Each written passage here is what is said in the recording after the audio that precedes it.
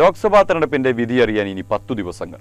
June 4-നാണ് വോട്ടെണ്ണൽ. പാലക്കാട്, ആലത്തൂർ മണ്ഡലങ്ങളിലെ വോട്ടുകൾ പാലക്കാട് ഗവൺമെന്റ് വിക്ടോറിയ കോളേജിലെ 18 ഹാളുകളിലായാണ് എണ്ണുക. പാലക്കാട് ലോക്സഭാ മണ്ഡലത്തിൽ ഉൾപ്പെട്ട പട്ടാമ്പി, ഷൊർണൂർ, ഒറ്റപ്പാലം, കോങ്ങാട്, മണ്ണാർക്കാട്, മലമ്പുഴ, പാലക്കാട് നിയമസഭാ മണ്ഡലങ്ങളിലെ വോട്ടുകൾ പുതിയ ബ്ലോക്കിലും, ആലത്തൂർ ലോക്സഭാ മണ്ഡലത്തിലെ ചിറ്റൂർ, നെന്മാറ, ആലത്തൂർ, തരൂർ, ചേലക്കര, കുന്നംകുളം, വടക്കാഞ്ചേരി നിയമസഭാ മണ്ഡലങ്ങളിലെ വോട്ടുകൾ പഴയ ബ്ലോക്കിലുമായി എണ്ണും. രാവിലെ 8-ന് തപാൽ വോട്ട് എണ്ണിയാണ് തുടക്കമിടുക.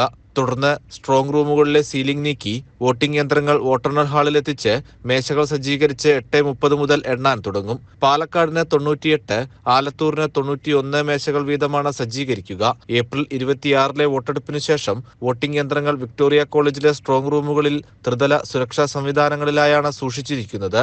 ഓരോ വോട്ടെണ്ണൽ ഹാളിലും ആദ്യത്തെ മേശയിൽ വിവിപാറ്റ് സ്ലിപ്പുകളാണ് എണ്ണുക. ഓരോ നിയമസഭാ മണ്ഡലങ്ങളിലും നറുക്കിട്ടെടുക്കുന്ന 5 പോളിംഗ് സ്റ്റേഷനുകളിലെ വിവിപാറ്റ് മെഷീനുകളിലുള്ള സ്ലിപ്പുകൾ ഇവിടെ എണ്ണും. തപാൽ ബാലറ്റ്, EVM, പിന്നെ വിവിപാറ്റ് സ്ലിപ്പ് എന്നിങ്ങനെയാണ് എണ്ണുന്നതിനുള്ള ക്രമം.